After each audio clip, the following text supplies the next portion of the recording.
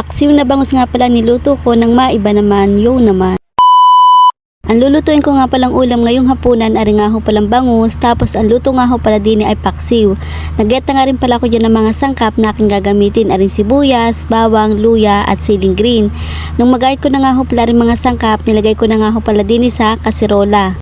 Kapag nagluluto nga pala ang mga kalinggit ng paksiw, lagi nga ho palang nasa ilalim yung mga sangkap para ho pag nilagay natin yung mga isda, hindi nga ho pala dumikit sa kasirola. O kahit ano nga ho palang isda na niluluto kong paksiw ay lagi nga ho palang nasa ilalim yung mga sangkap. Kapag nga pala mga kalinggit naglalagay ako ng isda din sa kaserola ay dapat nga pala maganda yung pagkakalagay mo para ho pag naluto mamaya ay hindi ho madurog yung mga isda at madali mong kunin. Naglagay din nga pala ako dyan ng mga pampalasa ng asin, umami, paminta at suka. Tapos naglagay din ako dyan ng isang basong tubig. Atin na nga ho palang tatakluban, tapos isasalang na nga ho pala natin din sa kalan. Ang ganito nga ho palang lutong paksiw ay mabilis nga lang ho palang maluto at madali lang hong lutuin. At makalipas nga ho palang ilang minuto, arin na nga ho't kumukulo na yung sabaw.